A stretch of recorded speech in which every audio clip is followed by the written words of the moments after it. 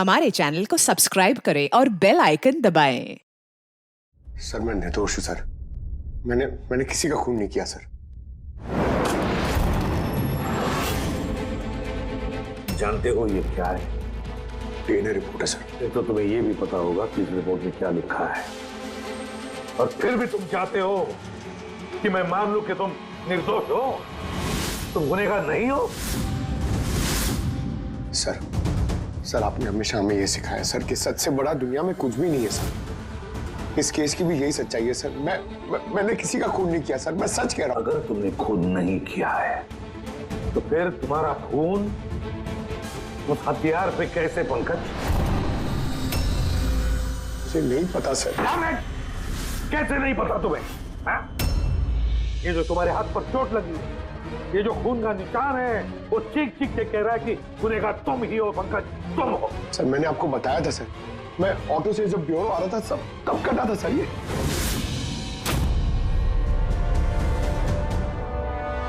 Sir ये भी हो सकता है कि कोई पंकज को फंसाने की कोशिश कर रहा हो। पंकज, इस आदमी ने तुम्हारा हाथ काटा था, शायद वही तुम्हारे खून का सैंपल लेके गया हो क्राइम सीन पे डालने के लिए। सर नहीं सर, सैंपल नहीं हो सकता उसके पास। उसने जैसे ही मेरा हाथ काटा था सर तो वो चला गया था और खून तुरंत नहीं आया था सर, थोड़ा टाइम लगा था। उसके पास मेरा सैंपल नहीं हो सकता सर। अगर तुम्हारा खून किसी ने नहीं दिया तो फिर तुम्हारा खून क्राइम सीन पर सिर्फ एक ही तरीके से जा सकता है पंकज, और वो भी तब जब तुम वहां खून करने गए थे तब। ये क्या बात हुई सर? सर अगर पंकज को झूठ बोलना होता, हमें गुमराह ही करना होता तो ये बोल सकता था कि इसका सैंपल कोई लेके चला गया है, मगर इसने सच बोला। इसका सच कोई मायने नहीं रखता क्या सर? हाँ अभिजीत, सच बहुत मायने रखता है, लेकिन फिलहाल इस केस का सच यही है कि इस खून का एक ही सस्पेक्ट है, और वो है पंकज।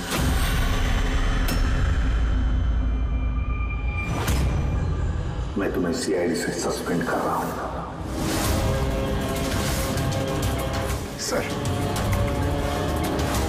मेरा यकीन कीजिए सर, मैं सच कह रहा हूं। मैंने खून नहीं किया, मुझे मेरे पिताजी की कसम है सर। पंकज, तुम्हारी गन और बैच।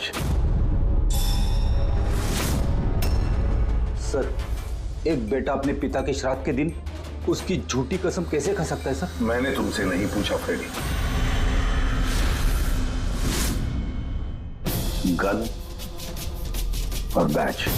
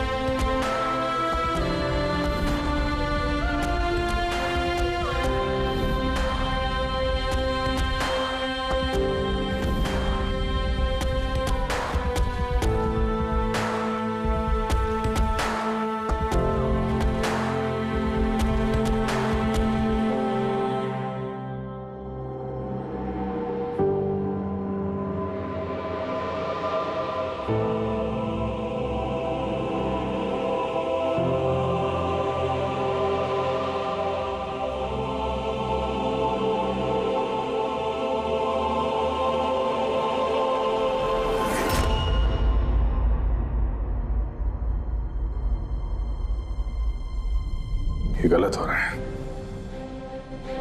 एकदम गलत हो रहा है। नो ऑफेंस सर, लेकिन आप हम सब पे ऐसे हमेशा शक नहीं कर सकते। ये तुम क्या कह रहे हो अभिजीत? क्या गलत कहा मैंने?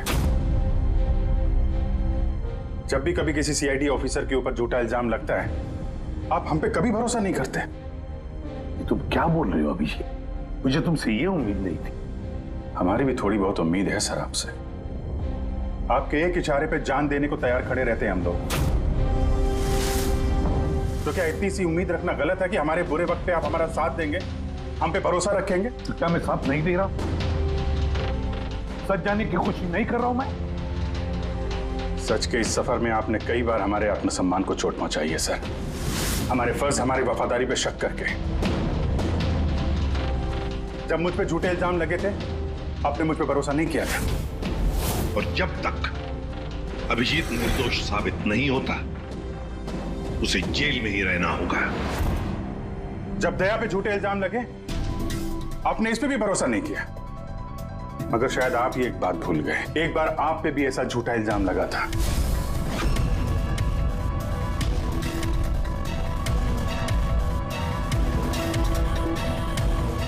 उस वक्त हम में से किसी ने भी आप पे शक नहीं किया था, बल्कि एक मजबूत दीवार बनकर सामने डटे खड़े रहे थे ताकि आपके ऊपर आंच ना आ सके।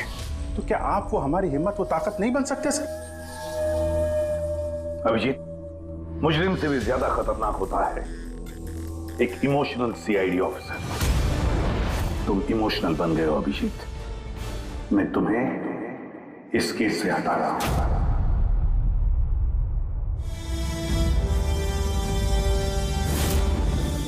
दया, पूर्वी, अब से पंकज की केस तुम दोनों इन्वेस्टिगेट करोगे, सिर्फ और सिर्फ तुम दोनों।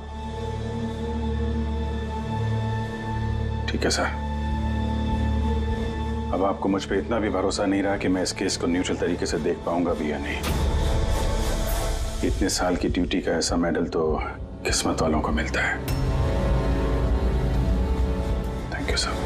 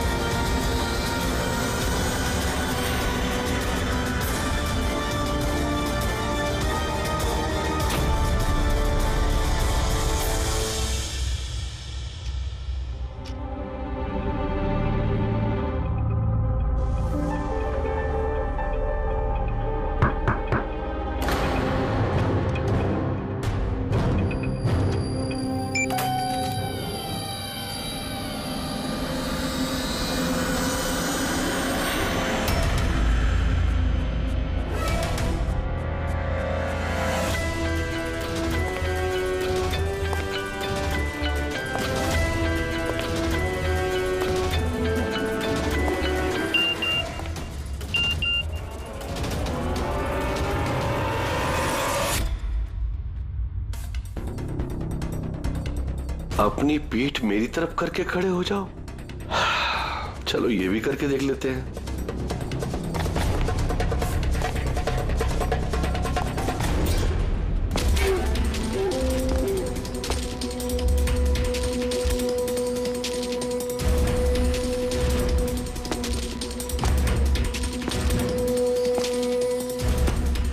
आप आ गए सर? मैं आप ही का इंतजार कर रहा था। आप देखिए वहां फाइल पड़ी है, उसमें पूरा फाइनेंशियल प्लान पड़ा हुआ है और मुझे पूरा यकीन है कि आपको बहुत पसंद आएगा।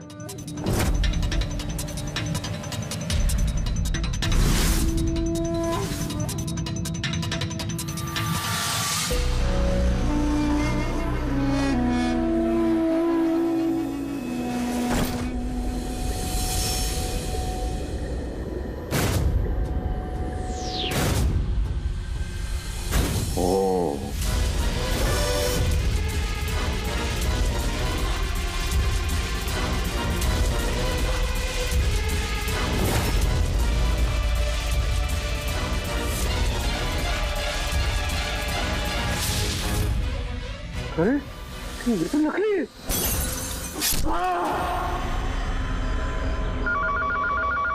हेलो, एसीपी प्रद्युमन है। What? कब? अच्छा, ठीक है।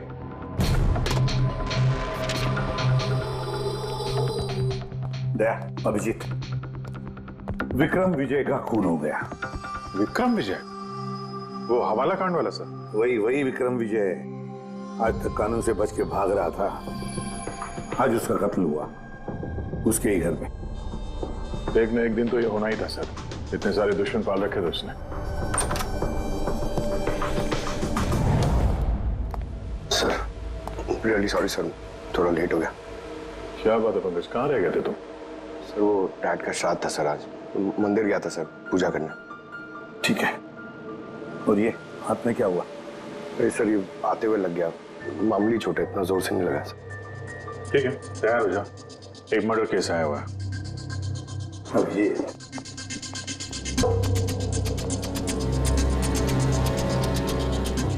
इसका मर्डर हुआ है विक्रम विजय का।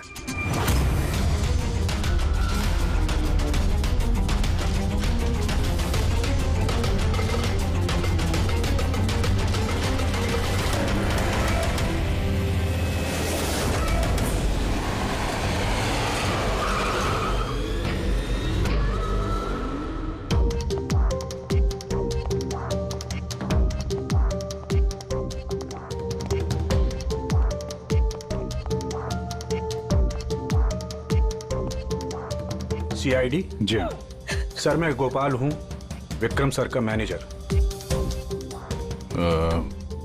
ये तीनों कौन? ये मोहित, विशाल और ये राघव है, ये सर के सिक्योरिटी गार्ड्स हैं। और आप? ये विक्रम सर की वाइफ हैं, मधु मैडम, और बाकी सब स्टाफ है। बॉडी कहाँ है? सर बॉडी अंदर है। बहुत बुरी तरह से वार किया इसमें। ये गर्दन पे वार किया है और पेट और छाती पे भी मारा है। तो नहीं पक्का करना चाहता था कि किसी भी तरीके से ये बचने ना पाए।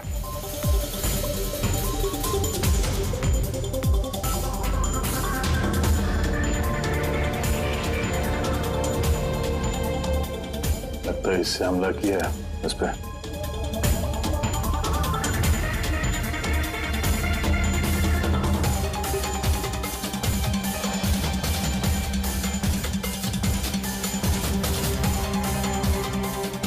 विक्रम के फोन पे आखिरी मैसेज किसी अननोन नंबर से आया। अपनी पीठ मेरी तरफ करके खड़े हो जाओ। पीठ मेरी तरफ मतलब वो आदमी इसको अपना चेहरा नहीं दिखाना चाहता था क्या?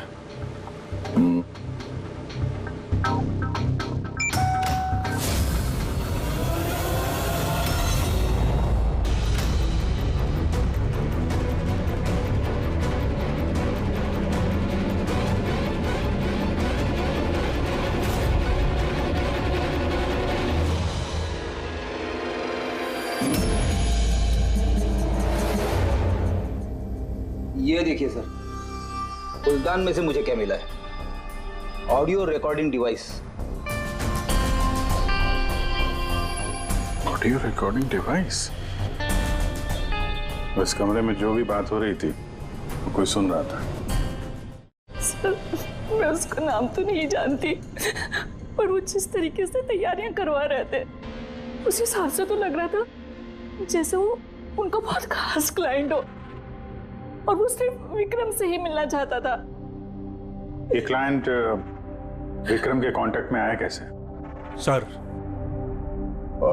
मेरी वजह से। उसने मुझे पहले कांटेक्ट किया था। वो विक्रम साहब का पूरा इतिहास बहुत अच्छी तरह से जानता था और विक्रम सर उसके इस होमवर्क से बहुत इम्प्रेस हुए और उन्होंने मुझसे मीटिंग फिक्स करने के लिए कहा। तो आप उससे पहले मिले थे? नहीं सर, उसने कॉल किया था और वो भी प्राइवेट नंबर से।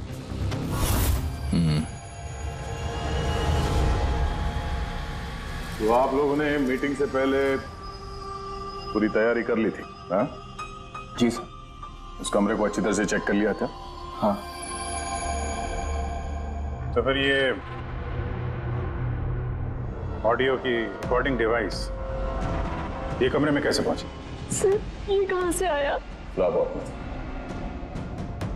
में। वो तो तूने चेक किया था ना मोहित?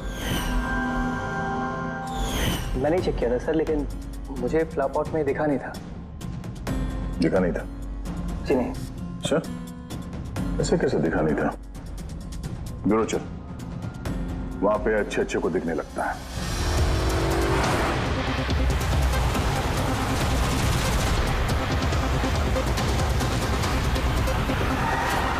मोहित पे नजर रखना। अभिजीत, गोली में चलाना। अरे कैलाश सर, आप कौन है? ये सीबीआई ऑफिसर हैं कैलाश जी। कैसे है सर? बढ़िया।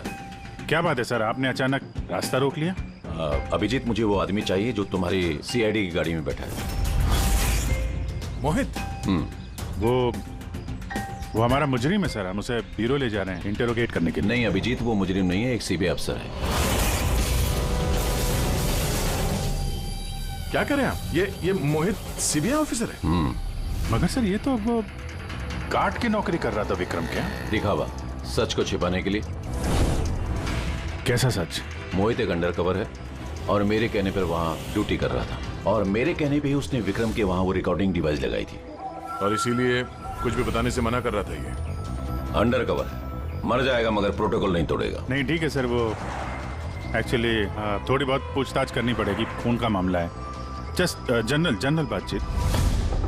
और हमें वो ऑडियो रिकॉर्डिंग मिल सकती है सर? हम जानना चाहते हैं कि खूनी और विक्रम के बीच क्या बात हुई थी। आप आ गए सर? मैं आप ही का इंतजार कर रहा था। आप देखिए वहां फाइल पड़ी है, उसमें पूरा फाइनेंशियल प्लान पड़ा हुआ है, और मुझे पूरा यकीन है कि आपको बहुत पसंद आएगा। ये नोट तो नकली है। सर ऐसा लगता है कि विक्रम विजय खूनी को जानता है, इसलिए खूनी ने उसे अपना चेहरा देखने ही नहीं दिया। और जैसे ही विक्रम को पता चला कि जो पैसे उसे दिए गए वो नकली हैं, खूनी ने उसे मार दिया और बैग लेके चला गया। तो काम करते हैं, इस मोहित से अंडरकवर कॉप से पूछताछ करते हैं। I'm sorry सर, ये केस अभी तक बंद नहीं हुआ है, इसलिए अगर मैं आप लोगों को कुछ भी और बताता हूँ तो वो प्रोटोकॉल का उल्लंघन होगा, विच आई डोंट वांट। देखो मोहित, मैं तुम्हारे प्रोटोकॉल की इज्जत करता हूँ, मगर कोई तो ऐसी चीज होगी ना जो तुम्हारी इन्वेस्टिगेशन के दौरान तुम्हें मिली हो, मगर तुम्हारे प्रोटोकॉल के दायरे में होने के बावजूद भी तुम हमें बता सकते हो। कुछ तो बताओ जिसके जरिए हम खूनी तक पहुंच सके। मैं आप लोगों को केवल इतना बता सकता हूँ कि पिछले काफी सालों से सीबीआई इस विक्रम विजय के पीछे लगी हुई थी। आज से 15 साल पहले सन 2002 में सीबीआई ने एक अंडरकवर ऑफिसर को भी विक्रम विजय के पीछे लगाया था, कुछ खास सबूत इकट्ठा करने के लिए, लेकिन कुछ हासिल नहीं हुआ और अनफॉर्चुनेटली हमारे वो ऑफिसर मारे गए। एक मिनट, नाम क्या था इस ऑफिसर का? इंस्पेक्टर अधिराज।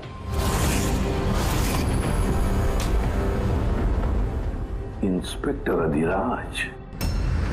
इस बोतल पे जो खून है, इस खून में विक्रम की डीएनए के अलावा किसी और का भी डीएनए। विक्रम के डीएनए के अलावा किसी और का भी डीएनए है? तेरे कहने का मतलब है कोई और भी था? कौन था सारुण के?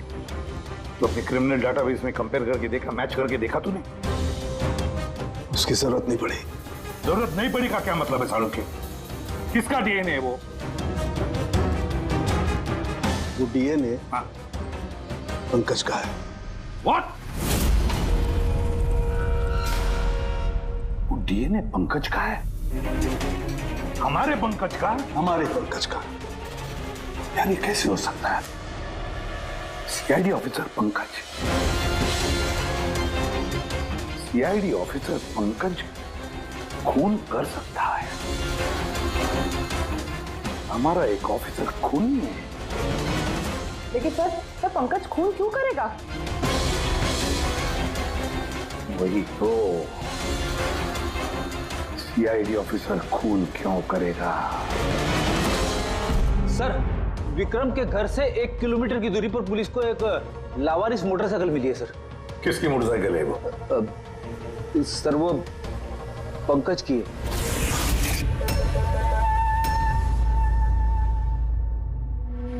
लगा मुझे। क्या मतलब?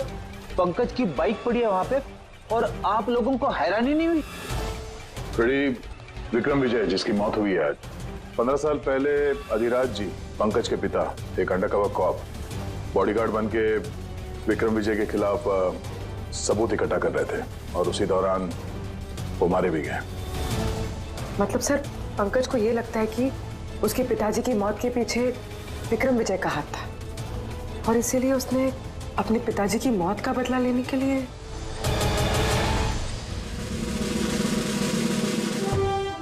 पंकज कहाँ है?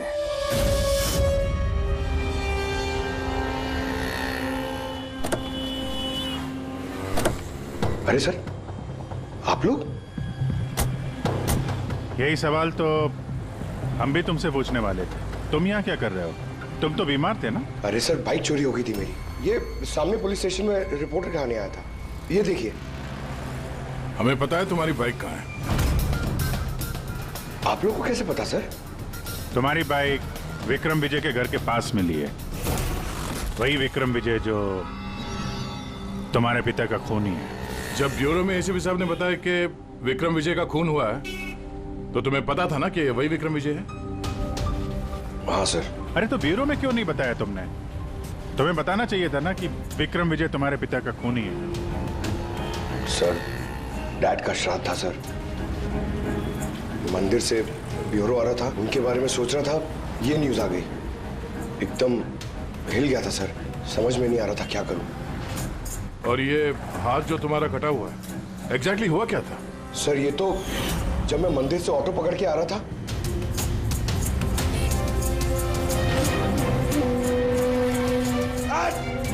क्या हुआ साहब? तो एक अनजान आदमी ये घाव देके चला गया, यूं ही बेवजह। सर मैं जानता हूँ यकीन करना थोड़ा मुश्किल है, लेकिन सच यही है सर। पंकज यार, तुम तो हमेशा बाइक पे ब्यूरो आते थे ना, अचानक ऑटो में कैसे आया? अचानक नहीं सर, मेरी बाइक तो 2 दिन से खराब पड़ी है। तो तुम्हारी खराब पड़ी हुई बाइक कोई लेकर गया, उसने उसे रिपेयर करवाया और ठीक होने के बाद उसे एक लावारिस जगह पे छोड़ दिया। वो भी संयोग से एक ऐसे इंसान के घर के पास छोड़ दिया जिसका आज ही खून हुआ और जो तुम्हारे पिता का खूनी भी है। सर आप लोग मुझ पे शक कर रहे हैं? आप लोग को लग रहा है उस विक्रम विजय को मैंने मारा है?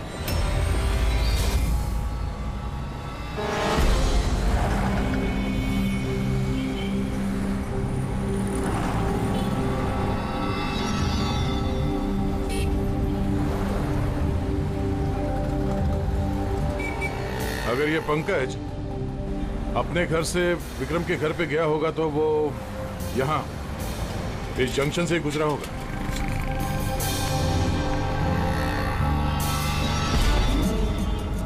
सर सिग्नल पे सीसीटीवी कैमरा लगा हुआ है। इस सीसीटीवी कैमरा के फुटेज से पता चल जाएगा कि पंकज यहाँ से गया था उस बाइक पे या कोई और था वो।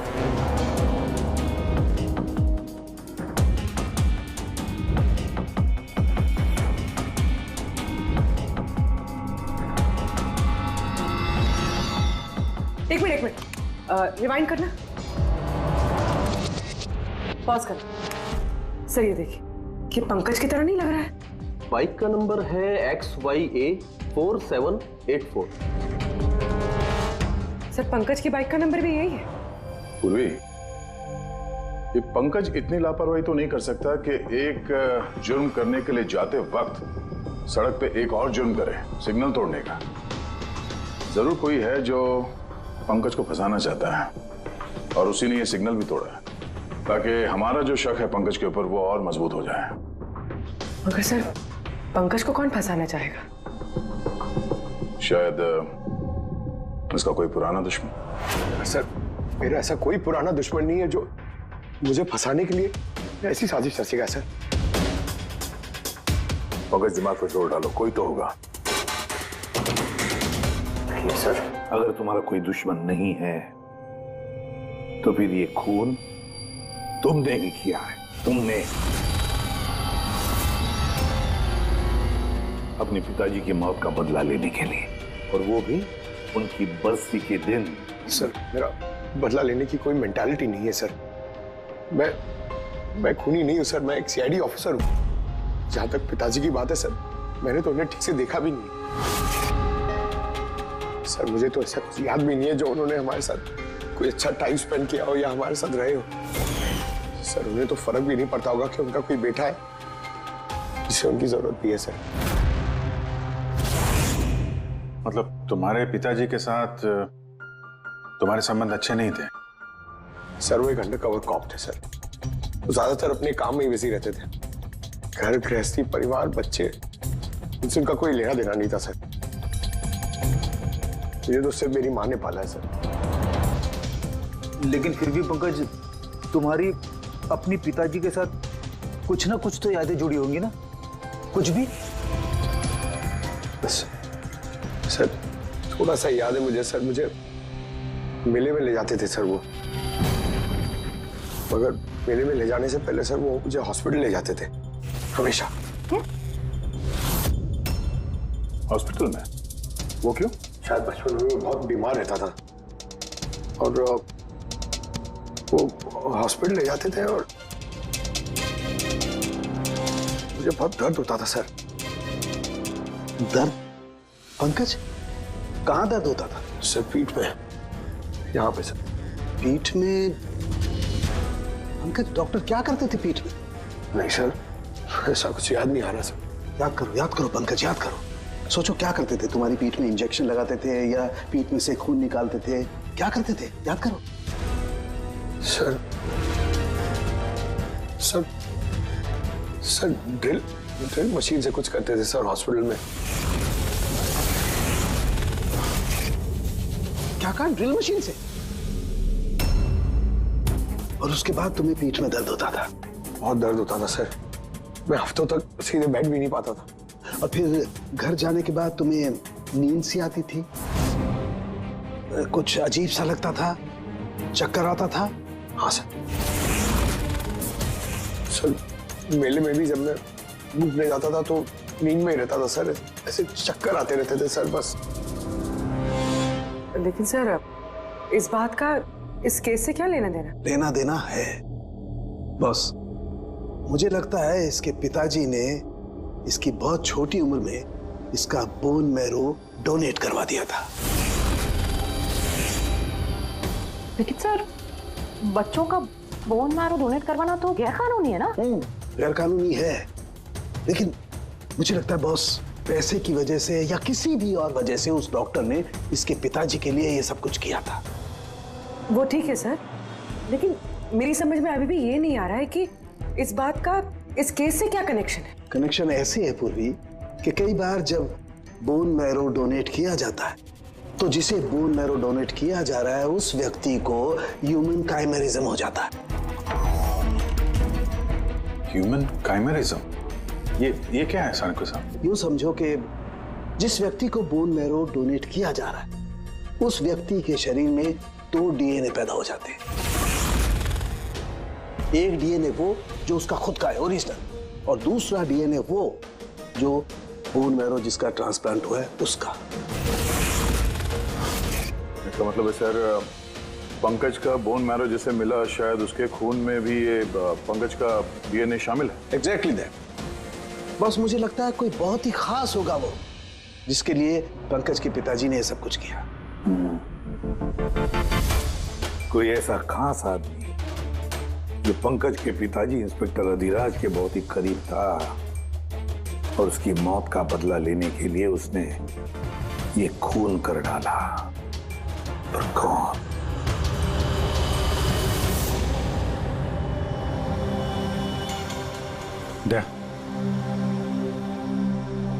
Hi sir. हेलो अभिजीत। हाय दया, कैसे हो? गुड। सॉरी आपको यहाँ ऐसी जगह पे बुलाना पड़ा। अभिजीत, जो इन्फॉर्मेशन तुमको चाहिए थी वो ना तो सीआईडी ऑफिस में दी जा सकती थी और ना मेरे ऑफिस में। थैंक यू सर आपकी मदद के लिए। पंकज एक ईमानदार ऑफिसर है सर, और आपकी मदद से शायद हम उसकी बेगुनाही साबित कर पाए। अभिजीत, तुम्हें याद है एक खतरनाक मुजरिम था राका, उसको पकड़ने में तुमने मेरी मदद की थी। तो समझ लो मैं उसी का बदला चुका रहा हूं। दोस्ती में बदले नहीं चुकाए जाते सर। एक्चुअली हमें पंकज के पिता इंस्पेक्टर अधिराज जी के बारे में जानकारी चाहिए, जितनी भी आप दे सकें।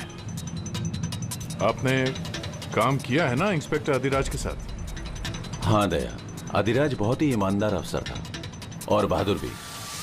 मुझे तो ये कहने में गर्व होता है कि हमने एक साथ काम किया।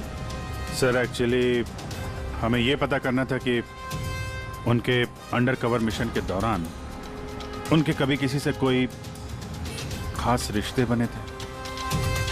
I mean, कोई नया परिवार, ऐसा कुछ। अभिजीत, ये जो अंडरकवर की दोहरी जिंदगी होती है, मुश्किल होता है जीना। एक पुलिस वाला भी तो इंसान ही होता है ना, और उसे भी वो चौकट कभी कभी नहीं लगनी चाहिए जो वो लांग गए। मतलब उनको भी किसी से प्यार हुआ था? उनका कोई दूसरा परिवार भी था? हाँ, अधिराज की दूसरी पत्नी बच्चे को जन्म देने के बाद गुजर गई। ओह, और अधिराज जी की मौत के बाद इस दूसरे बच्चे का क्या हुआ? ये राज हमेशा राज ही बना रहा कि अधिराज ने उस दूसरे बच्चे को कहाँ रखा, कैसे पाला, और वो बच्चा कहाँ गया, कभी किसी को नहीं मिला। और ये जो बच्चा है दूसरी शादी से, क्या उम्र रही होगी उसकी? ये पंकज से कोई 2-3 साल बड़ा होगा। शादी पंकज की माँ से पहले हुई थी, पर बच्चा दूसरी बीवी से पहले हुआ था। शायद उसे कोई बीमारी होगी जिसकी वजह से अधिराज जी ने पंकज का बोन मैरो उसे दिलवाया होगा। और अपने पिता की मौत का बदला लेने के लिए खून शायद पंकज के सौतेले भाई नहीं किया है। पर अब सवाल ये उठता है कि पंकज का ये सौतेला भाई है कौन और अभी कहाँ है? मुझे कुछ अंदाजा हो रहा है कि क्या हुआ होगा उसके साथ। कैलाश जी, हमें एक मदद और चाहिए। इस अंडरकवर मिशन के दौरान और कौन कौन लोग थे आपके साथ, उन सब की जानकारी चाहिए, और अधिराज जी की पूरी कुंडली भी। अभिजीत, ये जरा मुश्किल होगा। जानता हूं सर, ये थोड़ा मुश्किल है, लेकिन किसी की बेगुनाही साबित करनी है, और आप यकीन रखिए सारी इंफॉर्मेशन हमारे बीच में रहेगी, बस। ओके। अरे यार, और कितना इंतजार करना पड़ेगा? ये लोग टाइम पे आते क्यों नहीं?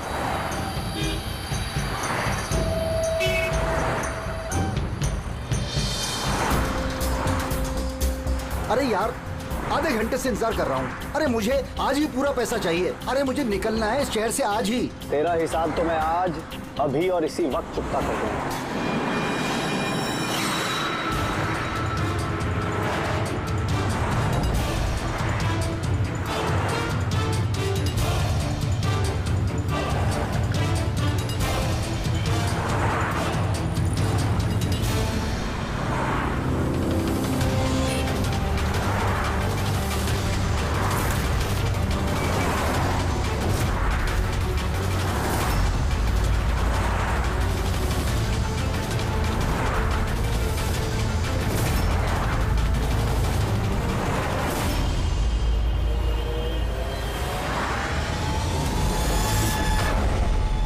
तेरा अकाउंट सीआईडी बंद करेगी, समझे मिस्टर मोहित?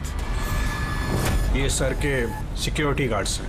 नहीं अभिजीत, वो मुजरिम नहीं है, एक सीबीआई अफसर है।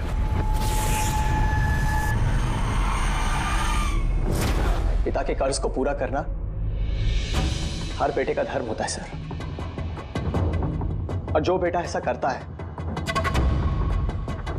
वही अच्छा बेटा कहलाता है, और वो हूं मैं। तुमने तो किया नहीं, मैंने लिया अपने पिता की मौत का बदला। देखो मोहित, तुम दोनों के पिताजी इंस्पेक्टर अधिराज एक नेक, ईमानदार और बहादुर इंस्पेक्टर थे। क्या लगता है तुम्हें, उन्हें तुम जैसे मुजरिम बेटे पर गर्व होगा या पंकज जैसे ईमानदार सीआईडी ऑफिसर पर? तो सच बात तो यह है कि पिताजी को हमेशा से इस पंकज पर गर्व था, और प्यार भी वो इससे ही ज्यादा करते थे। मुझे तो उन्होंने अनाथ आश्रम में डाल दिया था सर, ताकि उनके दूसरे परिवार पे कोई आंच ना आ सके। वो ये बात बताती तो हमारे पास आई क्यों नहीं? मैं तो भाई हूं तुम्हारा यार, हम दोनों मिलकर पकड़ते विक्रम को, और कानून के रास्ते। नहीं चाहिए थी मुझे तुम्हारी मदद, हमारे पिताजी के कातिल को कैसे पकड़ना है और कैसे उससे बदला लेना है, ये सारी प्लानिंग मैंने कर रखी थी सर, बहुत सालों से। और यही कारण है कि मैं सीबीआई ऑफिसर बना और ठीक हमारे पिताजी की तरह ही एक अंडरकवर ऑपरेशन पे गया विक्रम विजय के खिलाफ। लेकिन इस बार उसे सजा दिलवाने के लिए नहीं सर, बल्कि उसे खत्म करने के लिए।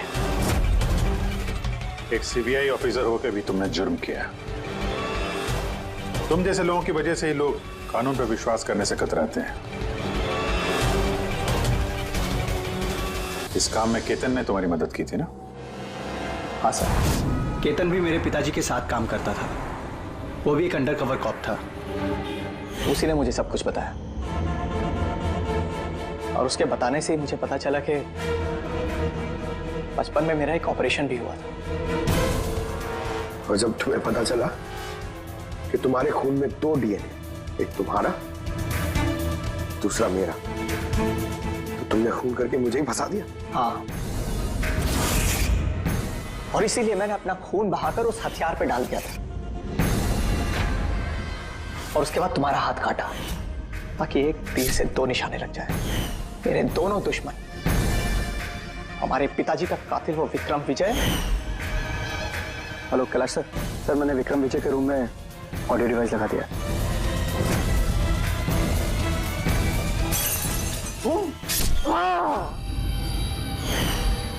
और तुम, मुझसे इतनी नफरत क्यों है तुम्हें भाई? क्यों ना करो तुमसे नफरत? आज तक सब कुछ तो तुम्हें मिला है। हमारे पिताजी का नाम, उनका प्यार, उनकी इज्जत, सब कुछ। और दुख की बात तो यह है कि ये सब कुछ मिलने के बाद भी तुम्हें इतना सा भी होश नहीं था कि हमारे पिताजी का कातिल है कौन। अगर आज मैं नहीं होता तो हम दोनों के पिताजी का कातिल आज भी जिंदा होता और खुला घूम रहा होता। और तुम्हें क्या मिला मोहित? जेल? और खून करके तुम्हारे पिताजी को क्या मिला मरने के बाद? शर्मिंदगी? सर एक बात पूछ सकता हूं आपसे? आप लोग मुझ तक पहुंचे कैसे? क्योंकि मैंने कोई कसर नहीं छोड़ी थी सारे सबूत पंकज के खिलाफ करने में। मोहित, हम जानते थे कि पंकज ऐसा कभी नहीं करेगा।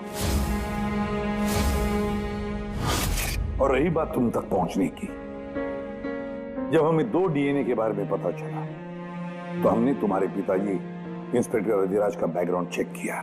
उसमें हमें पता चला कि उनका और भी एक बेटा है, तुम।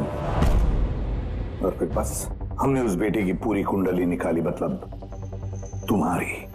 और फिर सारा मामला समझ में आ गया।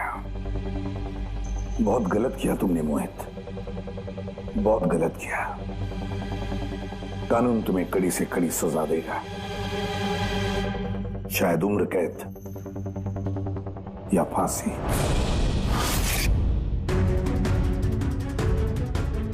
रेडी?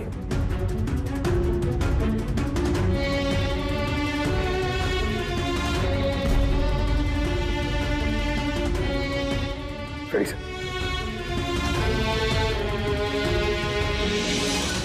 मैं जानता हूं तुम्हारे दिल में सिर्फ मेरे लिए कड़वाहट है, मगर मुझे पता ही नहीं था कि मेरा कोई एक भाई है। मुझे नहीं मालूम कि तुम्हारे साथ क्या होने वाला, मगर तुम एक बात हमेशा याद रखना, मैं तुम्हारा इंतजार कर रहा हूं। I'll wait for you.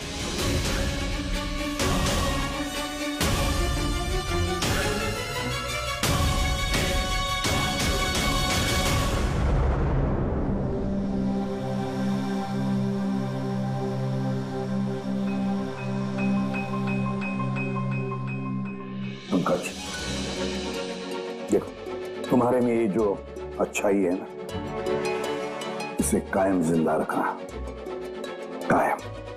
Welcome back to CID. Thank you sir. Sir, I am sorry sir, आप सही कह रहे थे। इमोशनल होके मैं कुछ जरूरत से ज्यादा ही बोल गया सर। I am sorry. देखो अभिजीत, तुम सब लोग मेरे लिए ना सिर्फ सीआईडी ऑफिसर्स हो, बल्कि मेरा गुरूर हो, मेरा आत्मविश्वास हो, मेरी ताकत हो। और एसीपी प्रद्युमन ने आज तक अपनी ताकत पर कभी शक नहीं किया और ना कभी करेगा। इम्तिहान की घड़ियां तो आती है और आती रहेंगी भी, मगर फर्ज की राह पर चलते वक्त अगर अपने बेटे पर भी गोली चलाना क्यों न पड़े, हाथ कांपने नहीं चाहिए। For more updates, subscribe to our channel, click the show links and enjoy watching the videos.